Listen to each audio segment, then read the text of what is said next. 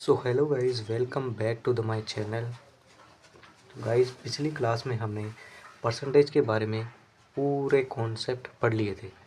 यानी कि पिछली क्लास में हमने बेसिक अप्रोच पढ़ ली थी परसेंटेज की, परसेंटेज के सारे कॉन्सेप्ट सॉल्व कर लिए थे और परसेंटेज से जुड़े 100 क्वेश्चनों की प्रैक्टिस भी कर ली थी।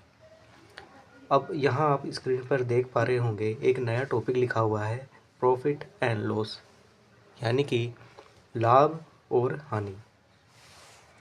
इसके अलावा आपको 3 टॉपिक और दिख रहे होंगे, परसेंटेज, प्रॉफिट एंड लॉस और एसआई एंड सीआई। एसआई और सीआई होता है इंटरेस्ट, यानी कि ये होता है ब्याज। ब्याज भी 2 प्रकार के होते हैं, साधारण ब्याज और चक्रवृद्धि ब्याज। यहाँ हम प्रॉफिट एंड लॉस के बारे में चर्चा करने वाले हैं, क्योंकि हमारा अगला topic he profit and loss होने वाला है। दोस्तों, आपको प्रॉफिट एंड लॉस पढ़ने से पहले परसेंटेज के बारे में पूरी जानकारी होनी चाहिए। इसके लिए आप हमारी पुरानी वीडियो देख सकते हो, उसमें परसेंटेज के कॉन्सेप्ट, अप्रोच और क्वेश्चन, इन सभी की प्रैक्टिस की गई है। यहाँ हम परसेंटेज को इसलिए ले रहे हैं क्योंकि परसेंटेज एक ऐसा टॉपिक है जिससे कि हम प्रॉफिट एंड लॉस के क्वेश्चन बना सकते हैं, एसआई और सीआई के क्वेश्चन बना सकते हैं, हम एलिगेशन और मिक्सचर जैसे क्वेश्चन भी बना सकते हैं। लेकिन आज के टॉपिक में हम बात करने वाले हैं प्रॉफिट एंड लॉस के बारे में। ये क्या होता है, इसके क्वेश्चन कैसे सॉल्व करते हैं, इसका कॉन्सेप्ट क्या होता है और ये कहाँ काम आता है। सबसे पहले हम सीखते हैं प्रॉफिट एंड लॉस होता क्या है। मान लीजिए मैंने 100 रुपये का एक बैट खरीदा, तो ये हो गया मेरा कॉस्ट प्राइस, यानी कि क्रय मूल्य। अब मैंने वही बैट अमन को 120 रुपये में सेल कर दिया, यानी कि बेच दिया, तो ये हो गया मेरा विक्रय मूल्य, सेलिंग प्राइस।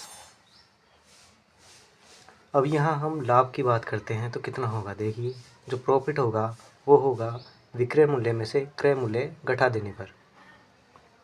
120 में से 100 रुपये घटा दूंगा तो मेरे पास लाभ हो जाएगा 20 रुपये का। इसका फॉर्मूला बन के आया सेलिंग प्राइस में से कॉस्ट प्राइस को घटा देने पर। इसका एक फॉर्मूला तो हमारे पास ये आ गया। दूसरे की बात करें, मान लीजिए मैंने 100 रुपये का वो बैट ख़रीदा और 80 रुपये में रमन को बेच दिया। अब मुझे लॉस हो गया, कितने का, 100 रुपये में से 80 रुपये घटाऊँगा तो मुझे 20 रुपये का लॉस हो गया। फॉर्मूला के लिए देखिए, कॉस्ट प्राइस में से अगर मैं सेलिंग प्राइस घटाऊँगा तो मेरे पास लॉस की वैल्यू आ जाएगी। इस तरीके से हमारे पास प्रॉफिट और लॉस के 2 फॉर्मूले आ गए हैं। ये बिल्कुल बेसिक था आज की क्लास का। मैं आपको एक बार फिर से समझा देता हूँ। मैंने एक 100 रुपये का बैट ख़रीदा, ये हो गया क्रय मूल्य। जो मैं ख़रीदूँगा वो होगा क्रय मूल्य। अब मैं जो बेचूँगा वो होगा विक्रय मूल्य। मैंने अमन को 120 रुपये में बैट बेचा, तो ये हो गया विक्रय मूल्य। अब 100 रुपये में ख़रीदा और 120 रुपये में बेच दिया, यानी कि 20 रुपये का प्रॉफिट हो गया। वही बैट मैंने 80 रुपये में रमन को बेच दिया, तो 20 रुपये का लॉस हो गया। अभी लॉस देखिए कैसे होगा, यहाँ क्रय मूल्य की वैल्यू ज़्यादा है और सेलिंग प्राइस की वैल्यू कम है, तो लॉस।